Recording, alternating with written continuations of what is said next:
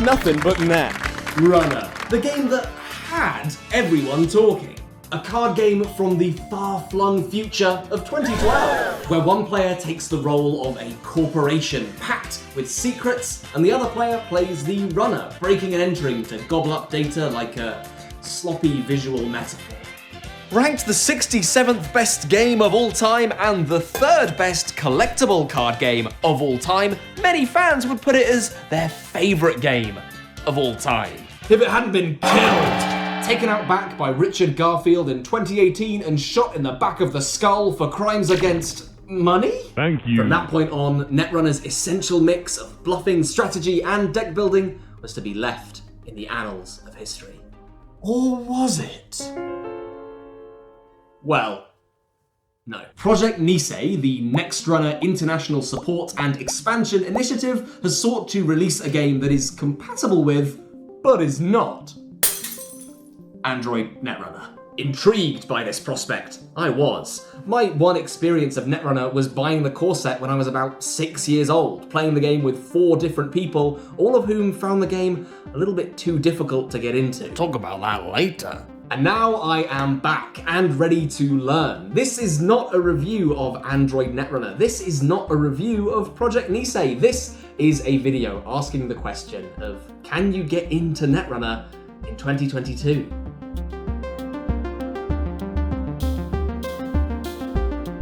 Let's start with the basics. Netrunner is a game of vast, unconquerable corporations whose monopolies stretch across continents and tinker with the lives of every human on the planet. Playing as these corporations, you'll be setting schemes in motion, working on hostile takeovers, drone deployments, and bioengineering, all behind closed doors, and all to turn a sweet, sweet profit. Bring enough of these agendas to completion, and you'll win the game.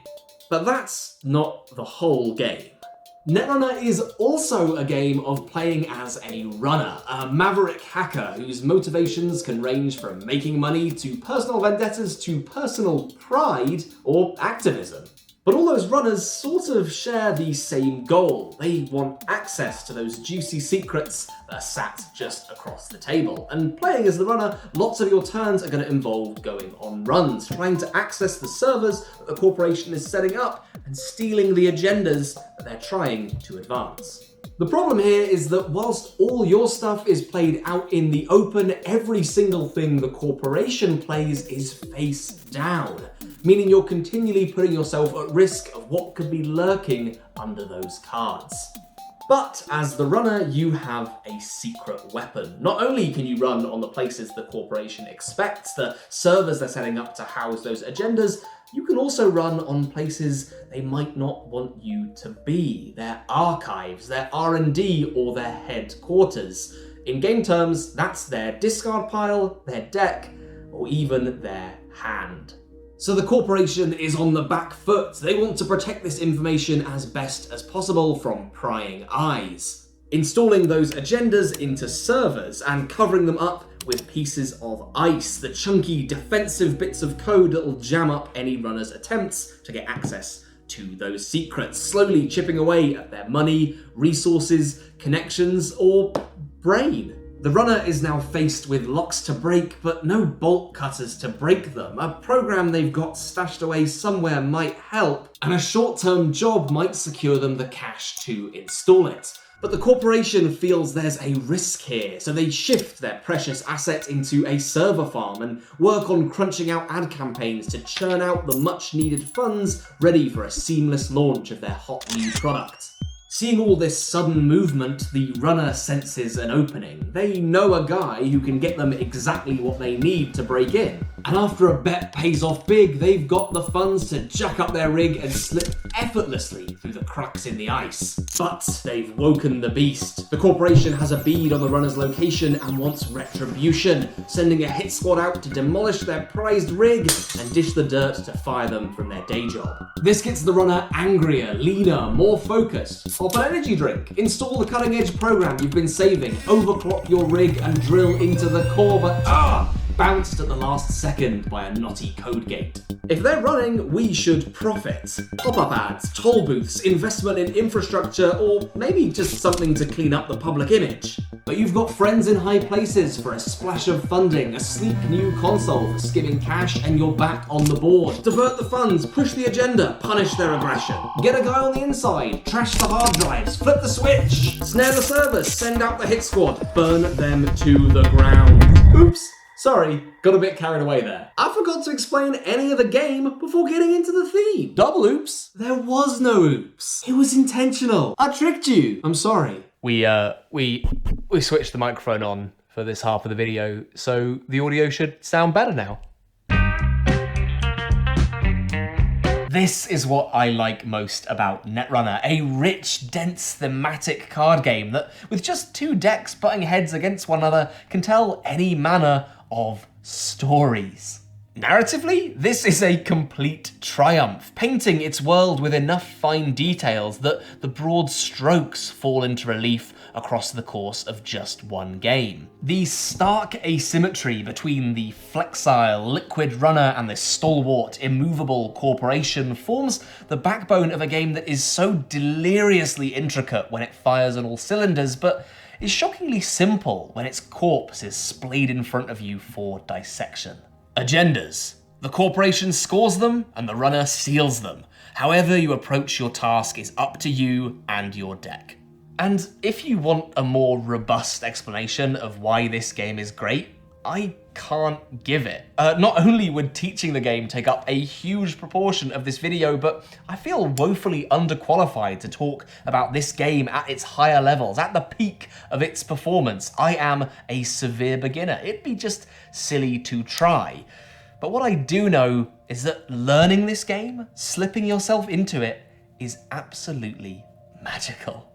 There's a simple core here of servers, of running, of clicking for credits and clicking for cards, but gilding every single inch of this game is a deep tissue massage of thematic oil that snaps what you're doing into relief. Here's the best I can offer. Never has a win in Netrunner felt dull to me.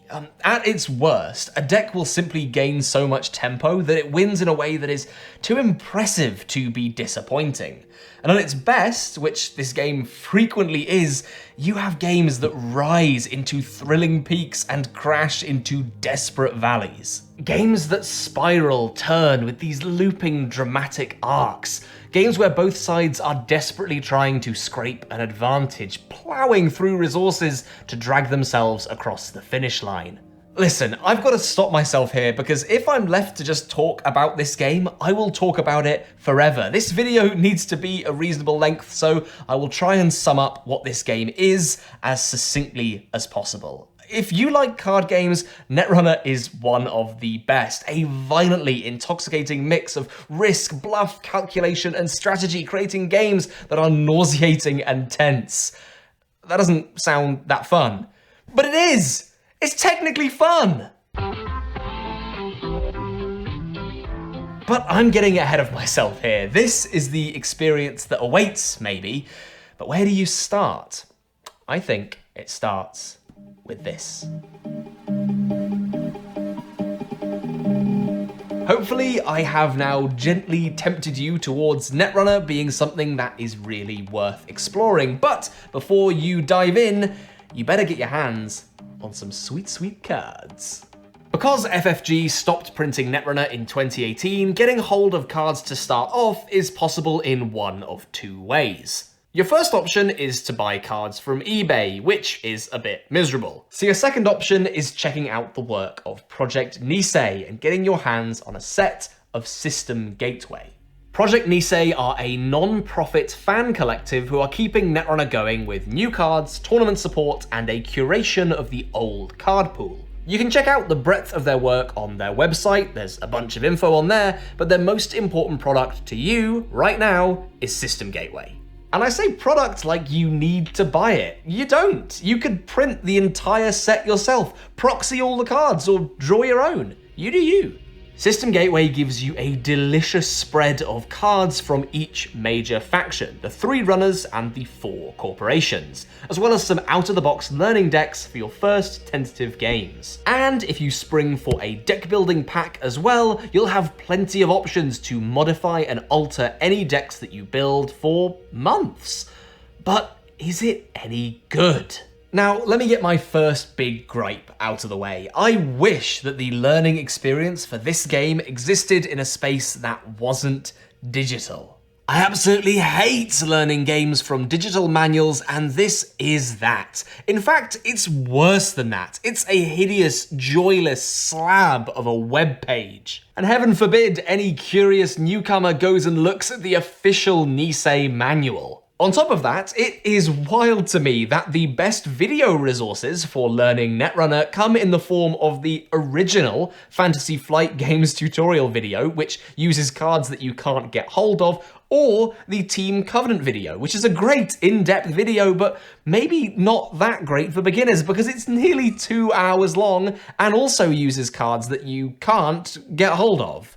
But let's talk about what you do get. The work Nisei have done here in System Gateway is masterful. Those 2 beginner decks let you get to grips with the systems in a very safe card pool before quickly stretching out into meaner territory and dropping in new mechanics to stagger your learning so the game evolves with you. As soon as you're bored of these bland grey corporations and runners, ditch them. There's something more exciting round the corner, something leaner, meaner, more greasy and nasty. On its own, System Gateway is more than enough to sink your teeth into, a similar experience to something like site favourite Summoner Wars, an asymmetric card game that's fun to learn and dive into, but on its own, and with the deck building pack attached, you also have a game that becomes instantly customizable in a way that's really quite exciting. It's in this customization where the game's factions really come into play, and oh boy, this needs its own subsection.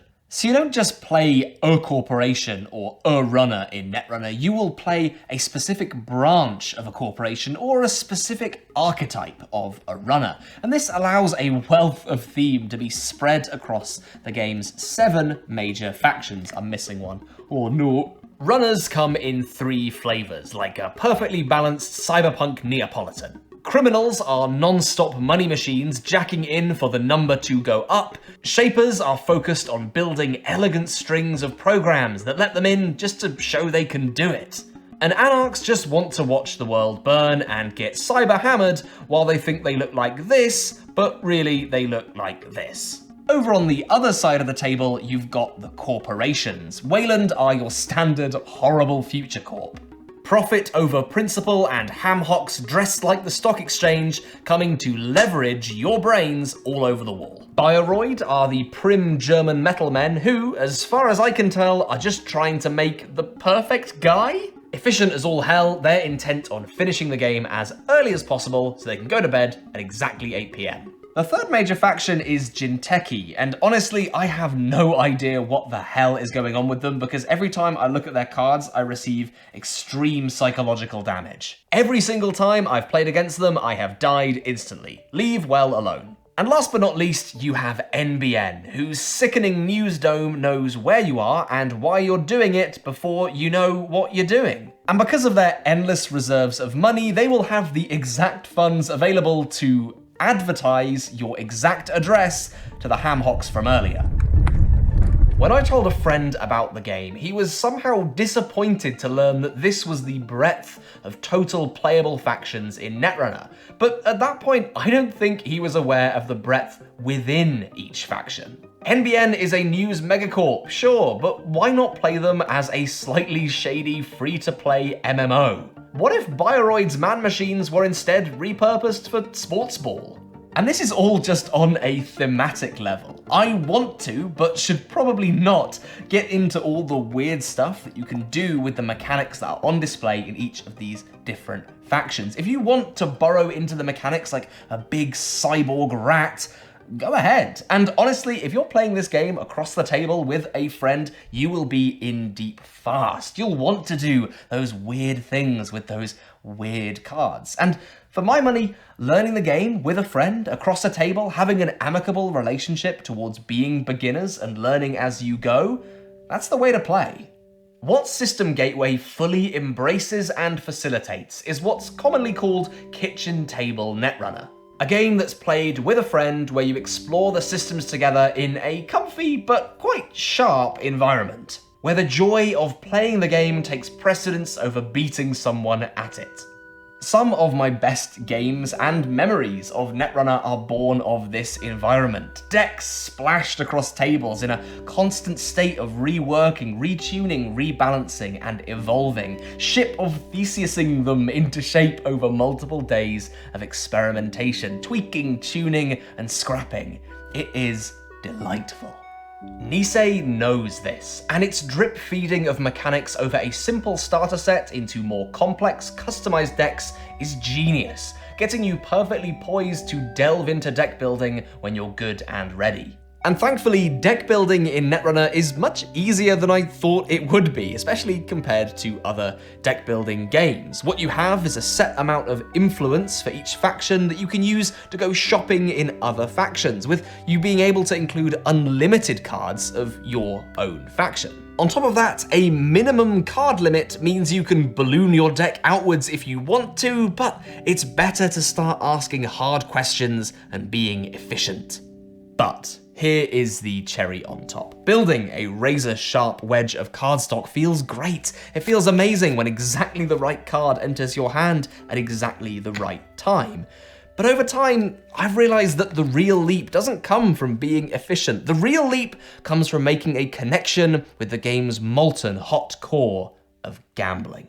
So Nisei doesn't come with any tokens. You can make your own, you can buy some from any number of exciting Etsy sellers, or you can do what I did, substitute pieces from another game. Initially, I thought about using the squat cardboard money from Sons of Anarchy, or all the plastic disease from my exhumed copy of Pandemic Legacy Season 1.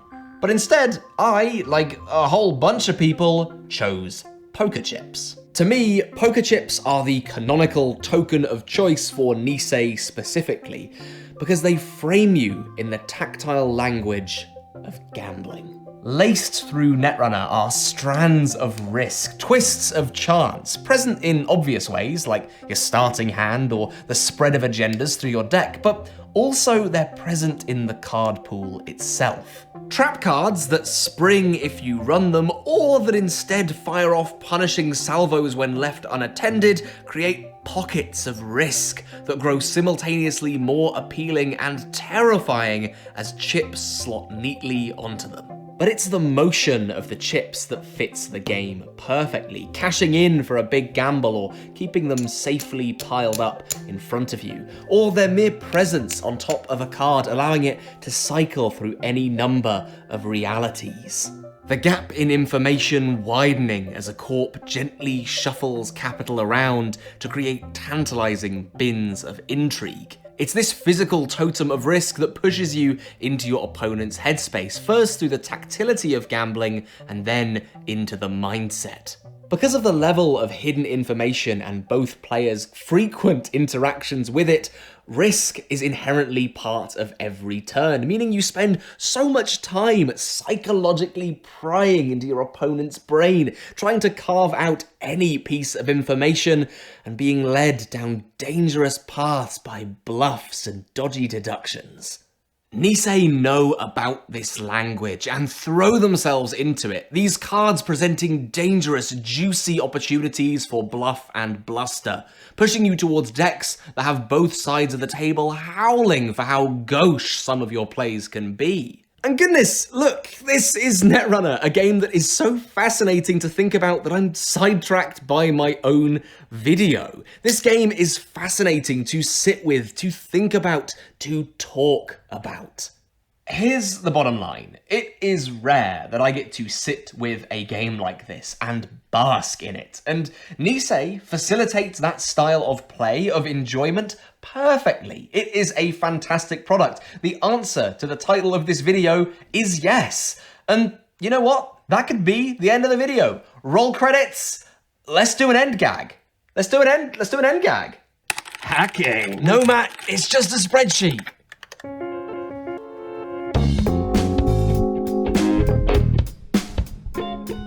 But it's not the end of the video, because I decided to go just a little bit deeper.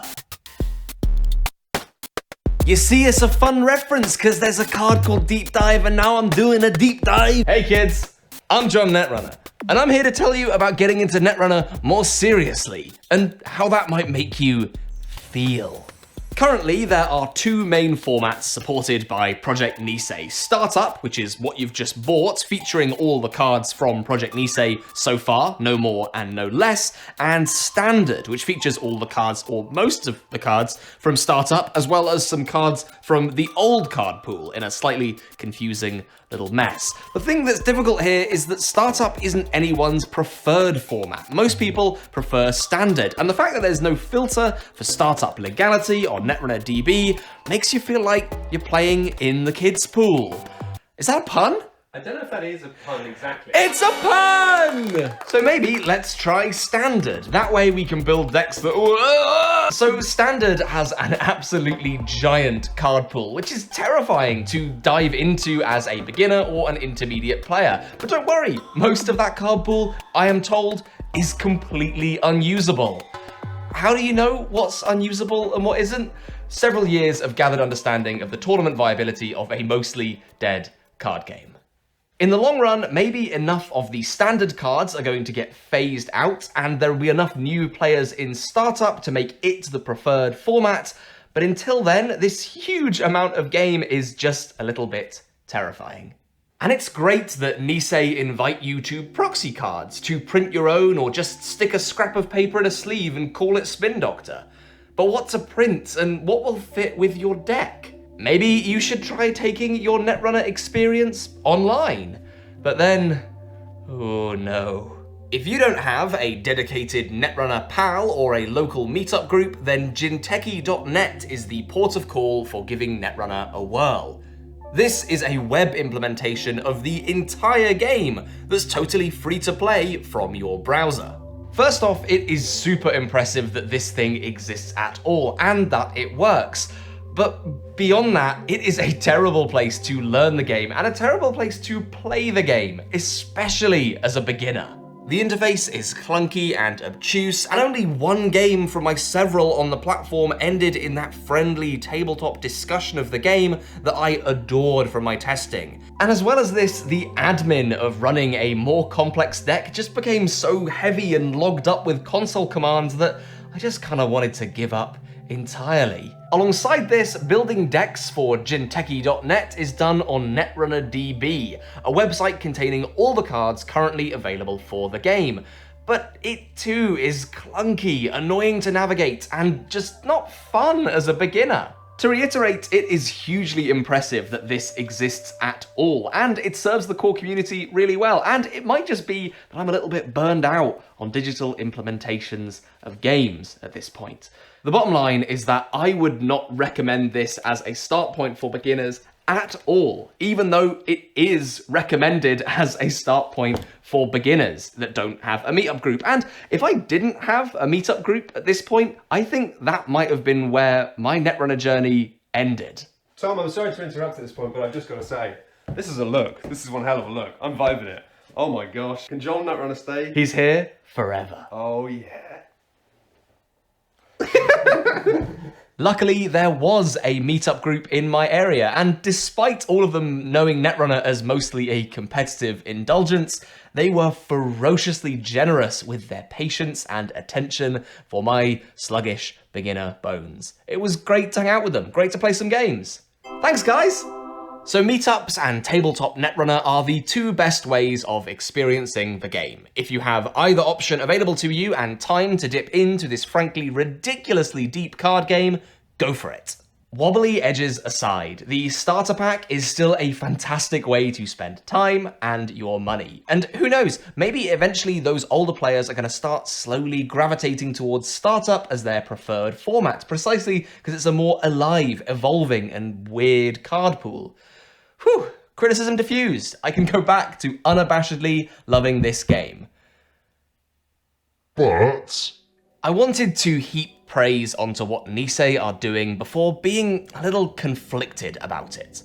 There is something a little absent from Nisei, and this is precisely the strangest part of the experience, that for every place where Nisei feels like an evolution, a new step, it also feels like a shadow, a spectre, something that can never quite grab onto the moment it's trying to get back to. This might sound silly, but it's a vibes thing. This is a fan project and it feels like one. The team having these anarchist principles, being this huge organization that's fueled by passion is admirable. Yes, this game comes to you full of passion and love and energy. If you love it, it will love you back. But the disadvantage is that it comes to you messy, first drafty, fan fiction-y. The reason that some of these cards look wonky is precisely because they're people learning as they go. And that's really admirable, but it's definitely shakier and messier than the pristine, considered package that you got with the Fantasy Flight game.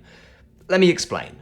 The first thing you might notice is the artwork. Archived memories looking like this, Hokusai grid looking noticeably more Google SketchUp, and Snare looking like a Deep Dream nightmare. To be clear, there is art in here that goes toe-to-toe with the original. Plenty of it does, especially in the System Gateway pack. But the stuff that needs another pass sticks out like a bleeding thumb. Tons of it is not bad at all, but what it isn't is clear. Who is this quote being said by? How does it fit with my understanding of the world? Are these cards a bit cringe? Is their theme a little pasted on? And then you look at it from the top down and see that these cards serve an ample mechanical purpose. They're designed perfectly to encourage beginners to sink into the world. But the world that's here is less fresh, less alive, reliant on a previously understood idea of what it is.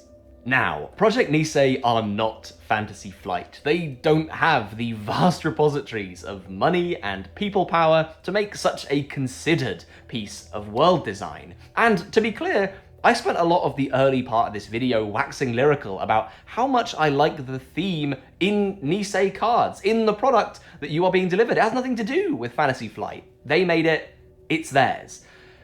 But when you hold it up to those older cards, you can't help but feel a little bit jealous of a moment that existed then and doesn't exist now. What comes with Nisei is a kind of melancholy.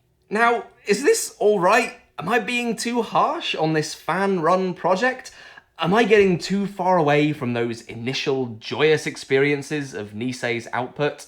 Am I starting to be overly critical about a product that I think is really rather good? Let's talk to an expert. What are you doing? I'm watching Real Housewives of Halatale. Look, Quinns, am I being too harsh, or is there something atmospherically absent from Project Nisei? Oh, so the only time you include me in this video is when someone has to say something mean? Yeah.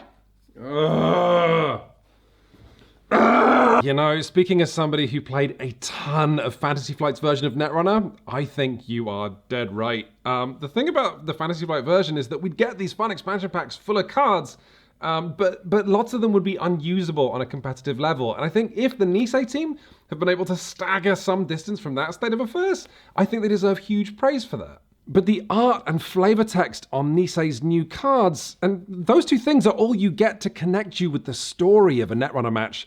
Compared to Fantasy Flight's Netrunner, leafing through Project Nisei's cards can feel like you're looking through windows into an empty house. These are cards that all too often elicit no wonder, no laughter, no wide-eyed understanding, which, to be honest, were maybe the moments that I loved Fantasy Flight's Netrunner the most. Tearing the cellophane off a new pack of cards and leafing through them and afterwards feeling not just that I knew this world a little better, but that I wanted to know even more. Honestly, I think what Project Nisei really achieves is it spotlights the usually invisible labor of people at companies like Fantasy Flight who workshop the world building, who keep entire lore bibles in their head, who send art back for a second or third draft if it's not good enough, and who workshop the flavor text on every single card so those tiny sentences have such distinct voices. And obviously, saying that feels awful because Project Nisei should be you said it now. praised for the... Yeah, but I could say more. Yeah?